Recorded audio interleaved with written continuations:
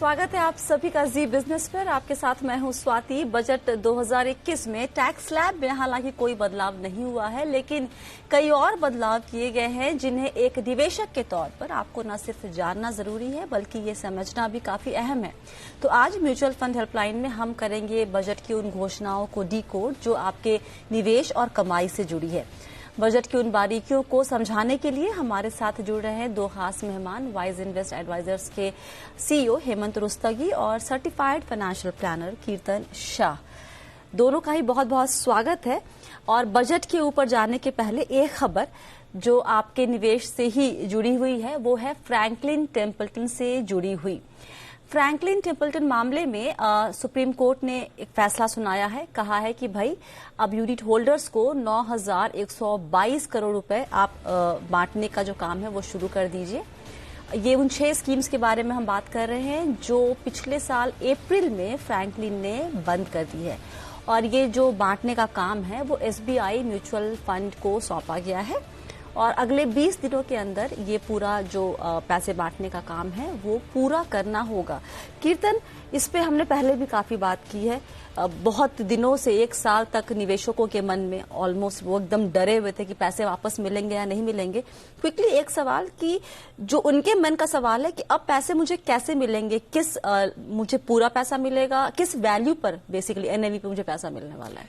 स्वाति, ये जो 9,122 करोड़ है वो जो कैश पड़ा हुआ है स्कीम्स में उसे अप्रोप्रिएटली डिवाइड किया जाएगा कि आपके पास कितने यूनिट्स है उस स्कीम में। अच्छा। तो मान लीजिए अगर स्कीम में 100 यूनिट्स है टोटल और आपके पास 5 यूनिट है तो आपकी स्कीम में जितना भी कैश पड़ा हुआ है उसका 5% आपको दिया जाएगा।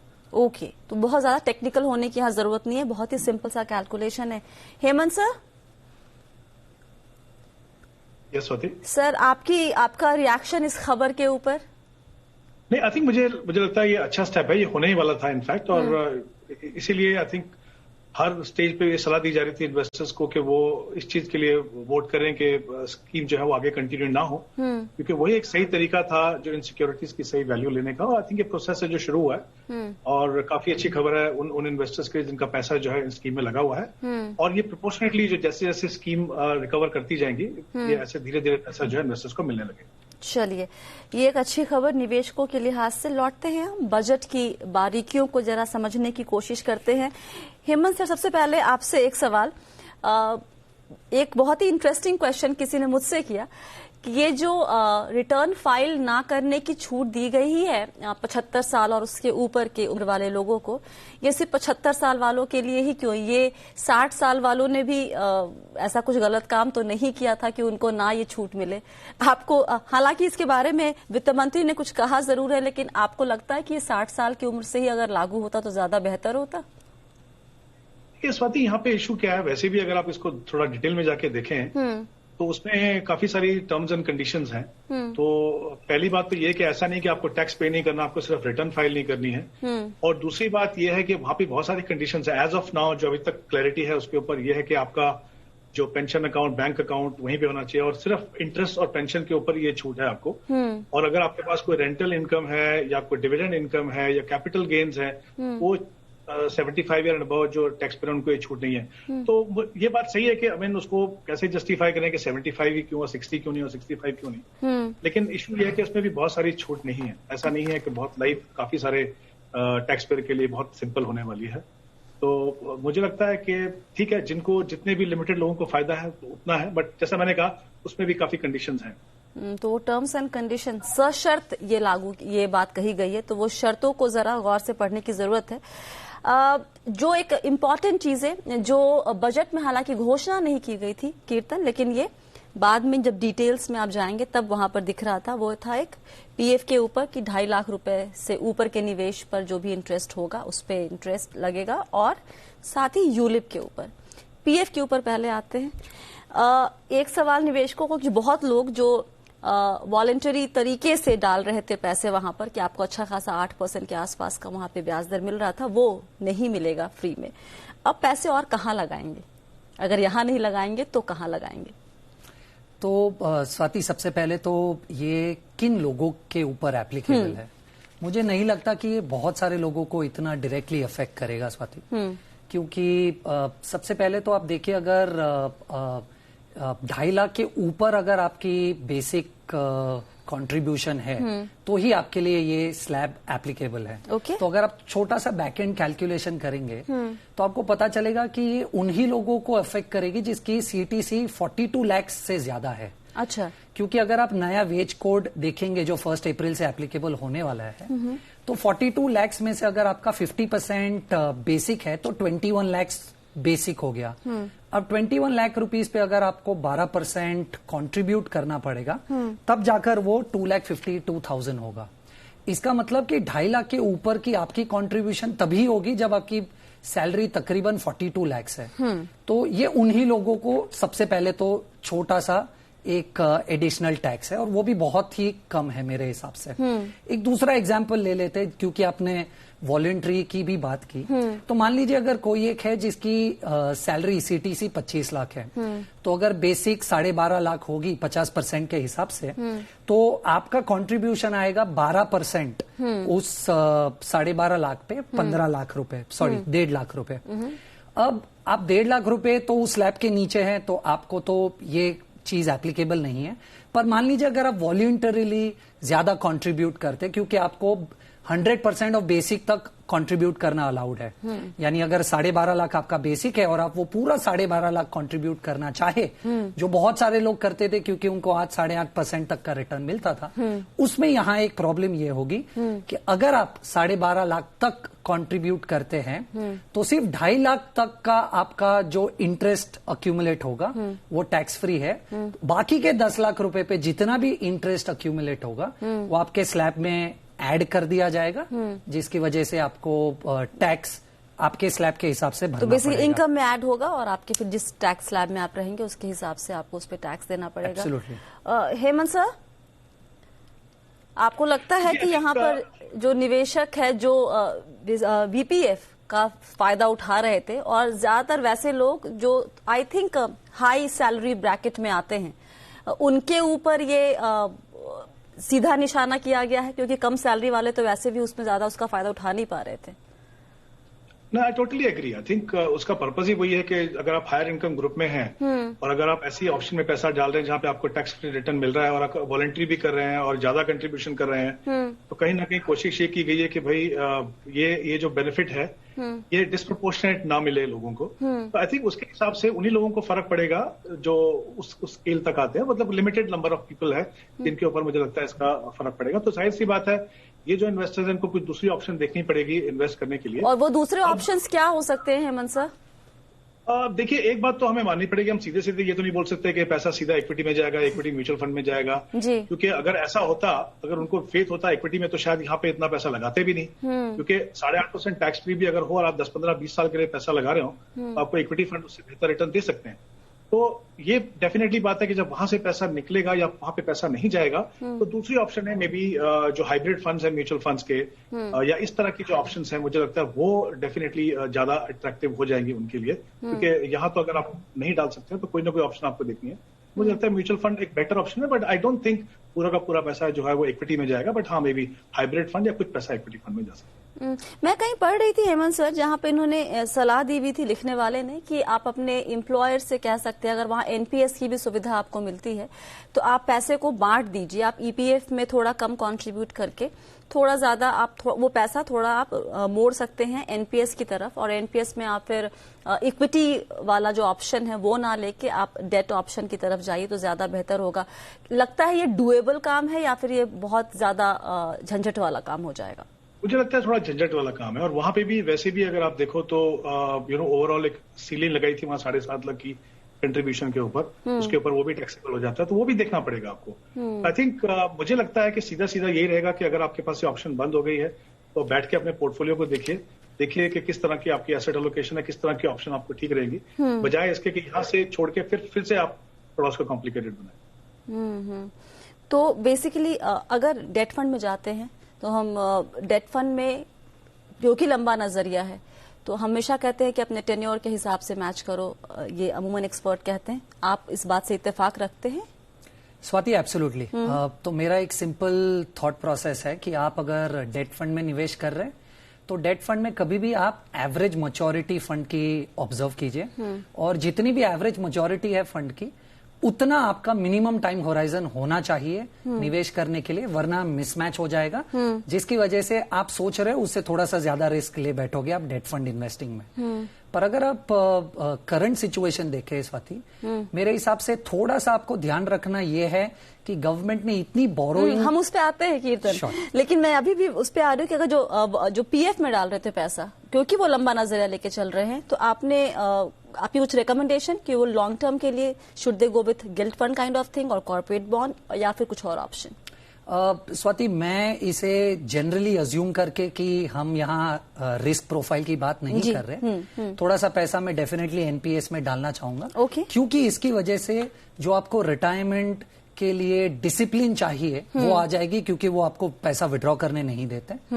थोड़ा सा पैसा definitely sovereign gold bond fund में भी आप निवेश कर सकते हैं, क्योंकि उसमें 2.5% आपको एक रेगुलर इंटरेस्ट मिलेगा irrespective of the gold price movement. और आप बाकी का पैसा डेफिनेटली आपके रिस्क प्रोफाइल के हिसाब से या तो डेट में या हाइब्रिड फंड में डेफिनेटली निवेश कर सकते हैं स्वाति। ओके, हाइब्रिड फंड या डेट में निवेश किया जा सकता है। छोटा सा ब्रेक लेते हैं, ब्रेक के बाद हम लौटेंगे और जानेंगे कि कल के बजट की घोषणाओं के बाद क्यों कुछ डेट फंड्स में, डेट कैटेगरी के एनएवी में बहुत नहीं लेकिन गिरावट देखने को मिली है, और इसका क्या मायना एक निवेशक को निकालना चाहिए, बताएंगे आपको छोटे से ब्रेक के बाद। बस थोड़ी देर में वापस आते हैं।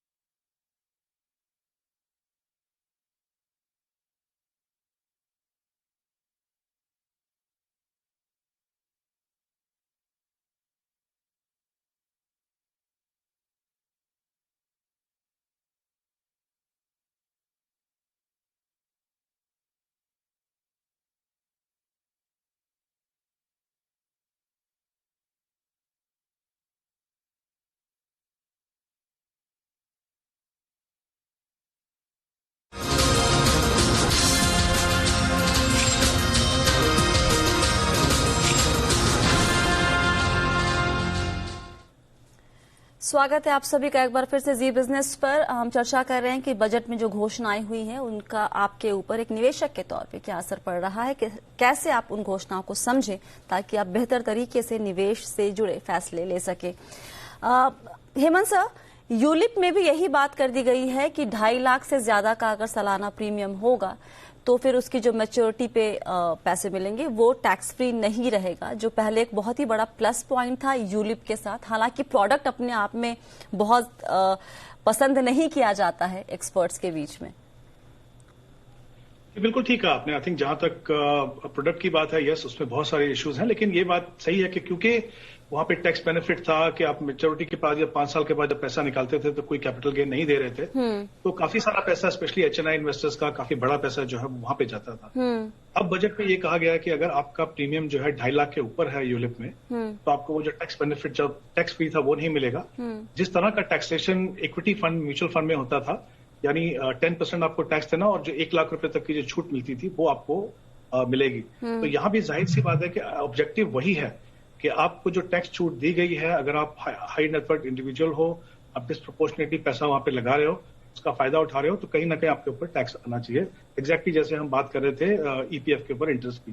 तो यहाँ पे भी मुझे लगता है कि जो निवेशक काफी पैसा लगा रहे थे यूलिप के अंदर, इरिस्पेक्टिव ऑफ द फैक्ट कि वो प्रोडक्ट इतना अच्छा नहीं है, उनको दूसरी ऑप्शन को देखना होगा यहाँ पे। और ऐसा नहीं है कि आपको ये आपने अगर मल्टीपल पॉलिसीज लेके सोचा कि चलिए टैक्स बेनिफिट लेंगे, ऐसा नहीं होगा। उन सबको ऐड करके ही ये देखा जाएगा कि आपका जो आप पे कर रहे हो प्रीमियम वो 2.5 लाख से ऊपर है कि नहीं। तो जितनी भी पॉलिसीज आपके पास है, लेकिन ये सब जो चेंजेस हैं यूलिप वाले, ये 1 फरवरी 2021 से लागू हुए हैं। अगर आपने 1 फरवरी और उसके बाद यूलिप खरीदा तब ये लागू होगा।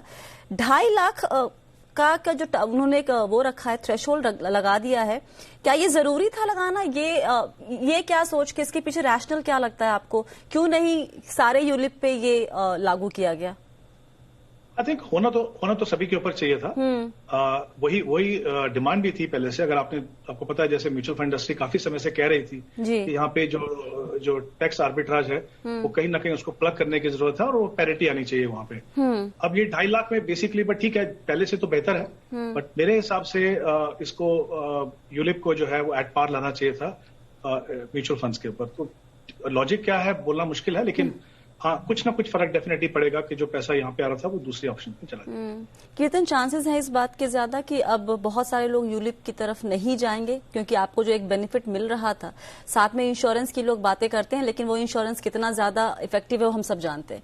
तो अब वो पैसा लोगों के पास एक्स्ट्रा बच रहा है और अब उसको शायद मार्केट में फिर वो, या equity mutual fund is the best alternative, I guess. Absolutely. So Swati, कोई भी अगर यूलिप में निवेश कर रहा था तो उसका बेस्ट ऑल्टरनेटिव म्यूचुअल फंड्स ही है। और अगर आप थोड़ी सी बेसिक सी भी कैलकुलेशन करें, म्यूचुअल फंड्स में आपको जबरदस्ती इंश्योरेंस लेने की जरूरत नहीं है जो आपको यूलिप में है, जिसकी वजह से जो एडिशनल कॉस्ट लग जाती है, मोर्टेलिटी कॉस्ट और दूसरी प्रीमियम एलोकेशन कॉस्ट वगैरह, बहुत सारे प्रोडक्ट्स में आज भी यूलिप में वो कॉस्ट लगती है। तो अगर आप म्यूचुअल फंड्स में निवेश करेंगे ये सेम पैसा, तो आई थिंक टैक्स आर्बिट्राज हटने के बाद म्यूचुअल फंड एक बहुत बेहतर इन्वेस्टमेंट ऑप्शन है यूलिप के कंपैरिजन में। अब रुख करते हैं बॉन्ड मार्केट की तरफ। कल की घोषणाओं के बाद कुछ कई बातें कही गई और लिखी गई हैं, और दोनों में बहुत ही मिक्स तरीके का रिएक्शन दिख रहा है। कुछ कह रहे हैं कि ये बहुत अच्छा हो रहा है बॉन्ड मार्केट के लिए, कुछ कह रहे हैं कि अभी बॉन्ड मार्केट में इससे काफी हलचल देखने को मिलेगी। कुछ लोगों ने हमसे सवाल किए कि NAV में गिरावट क्यों आज देखने को मिली है बॉन्ड फंड्स में या डेट फंड्स में, और क्या करना चाहिए उनको आगे जाते वक्त? आपकी राय कीर्तन। स्वाति, अगर आप नोट करेंगे कि RBI ने 2 हफ्ते पहले जब लिक्विडिटी खींचने की बात की थी मार्केट से, तब से आप देख रहे कि NAV में थोड़ी सी नरमी दिख रही है डेट साइड पे।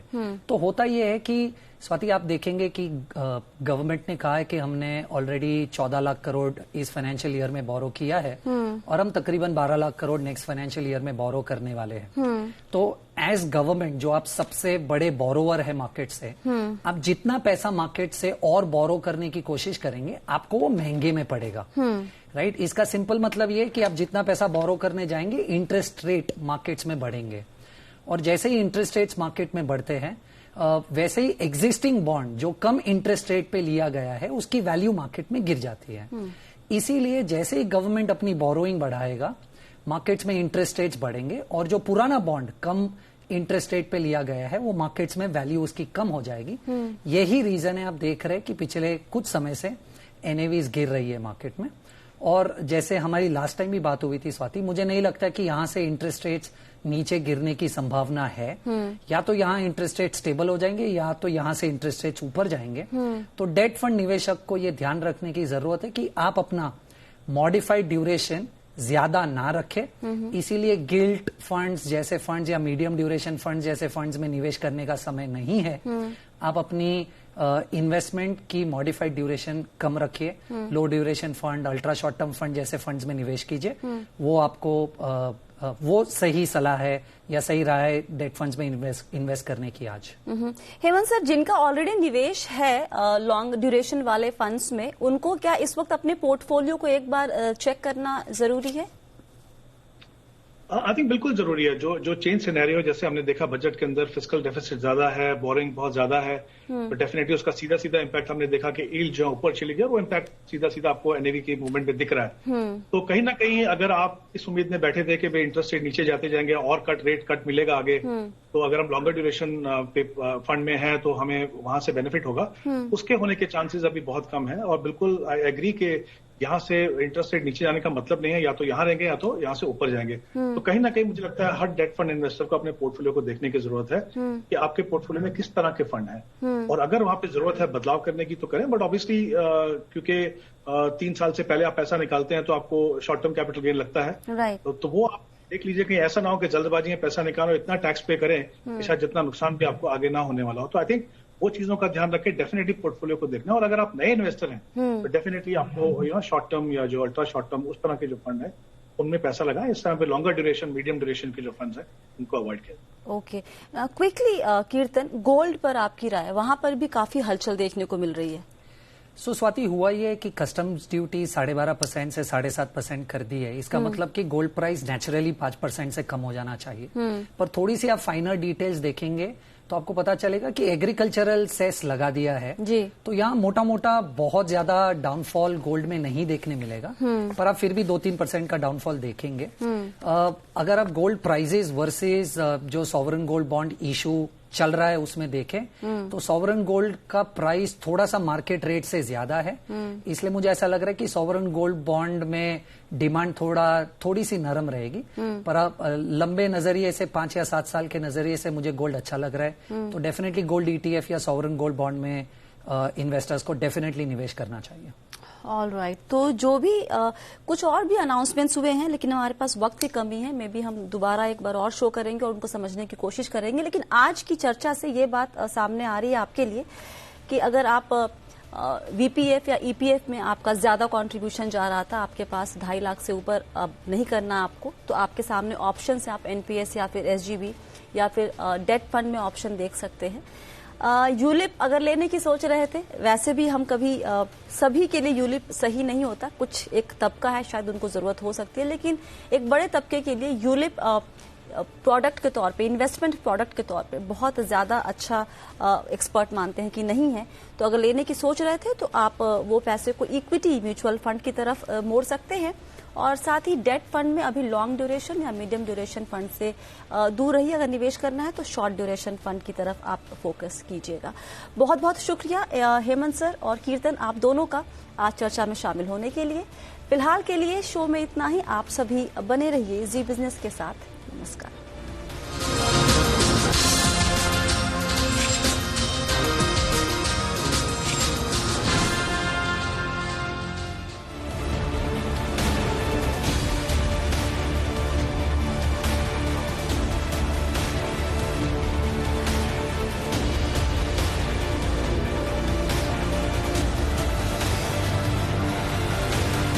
प्रायोजक Kamdhenu next, double rib TMT bar, next generation interlock steel. Patanjali गाय का देसी घी खाएं, मिलावट के जहर से अपने मासूम बच्चों व परिवार को बचाएं। और ओकिनावा, देश का इलेक्ट्रिक स्कूटर, देश का विश्वास। ओकिनावा।